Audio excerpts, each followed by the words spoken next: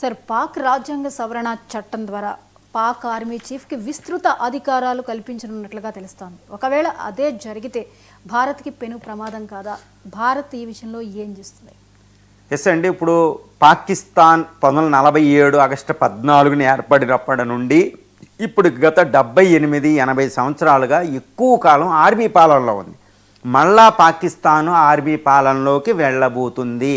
ఇప్పటికే ఈ అసిమ్ మున్నీరు, షహబాజ్ ఇద్దరు ఉన్నారు అక్కడ. ప్రజాప్రభుత్వం ఉంది, ఎలక్టెడ్ గవర్నమెంట్. కానీ ఒక hybrid type of the polity ఉంది. అటు మిలిటరీ పూర్తిగా లేదు, ప్రజాప్రభుత్వం పూర్తిగా లేదు. డెమోక్రటిక్ గవర్నమెంట్ రెండు కలిపి పరిపాలిస్తున్నాయి. ముఖ్యంగా అసిమ్ మున్నీర్కి అధికారం ఎక్కువ ఉంది. కానీ ఇప్పుడు పాకిస్తాన్ పార్లమెంట్లో 27వ రాజ్యాంగ సవరణ చట్టం 27th కాన్స్టిట్యూషనల్ అమెండ్మెంట్ బిల్లు ఒకటి పెట్టబోతున్నారు. దీనికి ఆ పార్లమెంట్లో, పాకిస్తాన్ పార్లమెంట్లో ఇస్లామాబాద్లో 2/3 వంతు మెజార్టీ అవసరం. అందుకనే పాకిస్తాన్ పీపుల్స్ పార్టీ, ఇప్పుడు నవాజ్ షరీఫ్ పార్టీ, పిఎంఎల్ నవాజు ఆ పార్టీ, తర్వాత ఇంకా చిన్న చిన్న పార్టీలన్నీ కలుపుకుని 2/3 మెజార్టీ సంపాదించాలి. దీనికోసం అసిమ్ మున్నీర్ చాలా పావులు గదుపుతున్నాడు.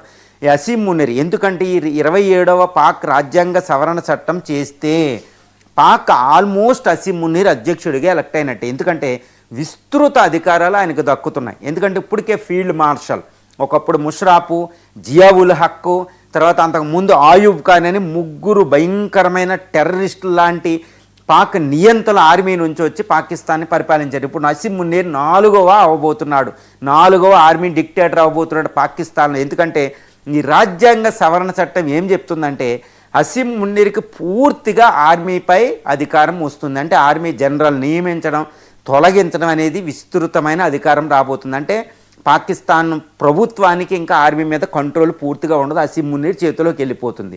తర్వాత అసిమ్ మున్నీర్ పదవీ కాలాన్ని పొడిగిస్తున్నారు సుదీర్ఘంగా. అంటే ఒక రకంగా లైఫ్ టైం ఆయన ఆర్మీ జనరలే ఇంకా. కాబట్టి అది 2వ అధికారం. ఇక 3వది ఏంటంటే జడ్జిలకు సంబంధించి కూడా ఈ రాజ్యాంగ సవరణ చట్టంలో ఒక వీలు కల్పిస్తున్నారు. దానికి ఏంటంటే పాకిస్తానీ యొక్క కోర్టులు అనేవి ఆర్మీకి వీటికి సంబంధించిన వాటిని ఎక్కువ కేసులు విచారించలేవు. కేవలం ఆర్మీ పాలన ఎక్కువగా అవుతుంది, అది చాలా ప్రమాదం అయిపోతుంది. అంటే ఆర్మీ అసిమ్ మున్నీర్కి విస్తృత అధికారాలు వస్తున్నాయి. ఇక 4వది ఏంటంటే ఒక రకంగా చెప్పాలంటే అసిమ్ మున్నీర్ తనకు అనుకూలంగా ఒకటి వేసుకుంటున్నాడు. ఇప్పుడు పాకిస్తాన్ ఫెడరల్ గవర్నమెంటు టోటల్ కేటాయింపులు 42% ఉంటే 52.5% పెంచుతున్నాడు. అంటే ఏంటి, పాకిస్తాన్ ప్రావిన్సులకి అంటే Balochistan, north western frontier province, ఈ సింధ్, పంజాబు ఇలాంటి స్టేట్లన్నిటికీ యొక్క బడ్జెట్ తగ్గిపోతుంది, ఫెడరల్ గవర్నమెంట్కి పెరిగిపోతుంది. ఎందుకంటే అక్కడ ఆర్మీ కంట్రోల్ ఉంటుంది. కాబట్టి Balochistan, north western frontier province లాంటి తిరుగుబాటు రాష్ట్రాలపై ఆయన అధికారం చెలాయించడానికి అంటే ఆర్మీ పాలన రాబోతుంది. స్టేట్ ప్రావిన్సులకు అధికారాలు ఆయన ఇవ్వడు.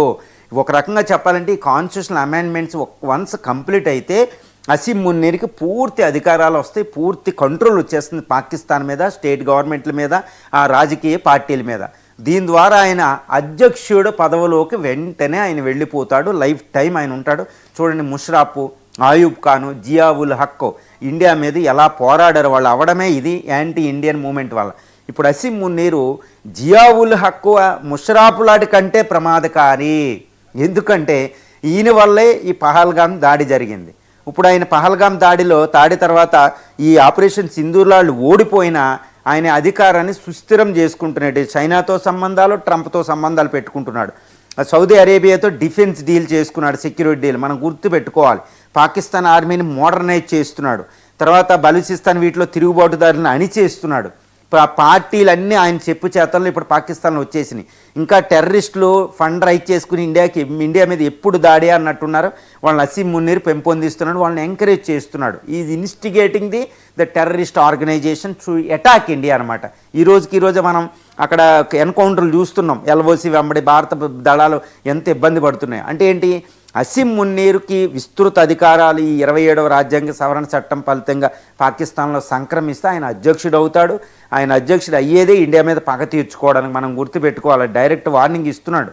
కాబట్టి ఈ అసిమ్ మున్నీర్ అధ్యక్షుడి కాబట్టి అది ఇండియాకి బిగ్గెస్ట్ ఛాలెంజ్. ఎందుకంటే ఒక టెర్రరిస్ట్ హెడ్డే, ఒక పాము లాంటి, నాగుపాము లాంటి వ్యక్తి మళ్ళీ పాకిస్తాన్లోకి అధికారంలో రాబోతున్నాడు.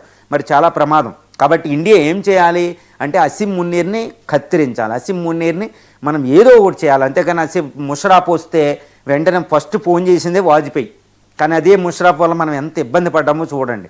జియా ఉల్ హక్ వల్ల ఎంతటి తీవ్రమైన యుద్ధం చేయవలసి వచ్చిందో చూసుకోవాలి. 1971 యుద్ధం ఆ టైంలో. తర్వాత ఆయూబ్ ఖాన్ వల్ల 1965 యుద్ధం వచ్చింది. ఒక్కో ఆర్మీని ఎంతో యుద్ధం. అసీం మునీర్ ఆల్రెడీ ఒక యుద్ధం తెచ్చాడు.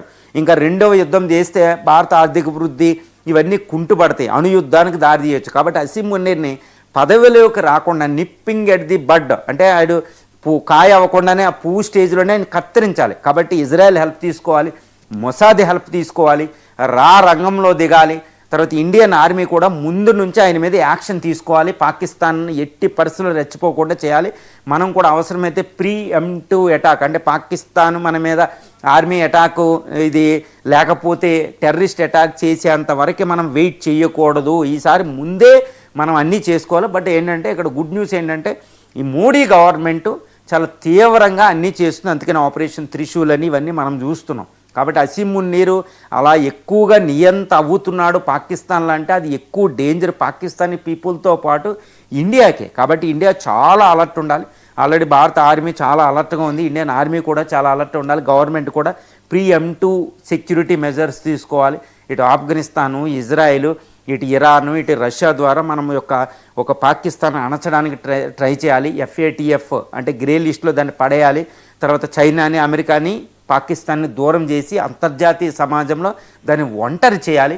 అవసరమైతే దాన్ని న్యూక్లియర్ బాంబులను ముందే నిర్వీర్యం చేయడానికి ట్రై చేయాలి ఇజ్రాయెల్తో కలిసి. ఇలా చేస్తేనే మనం పాకిస్తాన్ అసీం మునీర్ని కాళ్ళు కత్తిరించవచ్చు. ఆయన యాంటీ ఇండియన్, ఆయన ఎంత నియంత అయినా మనం ఆయన ఆపొచ్చు. లేకపోతే ఇది చాలా పెద్ద బ్యాడ్ న్యూస్ అవుతుంది ఇండియాకి.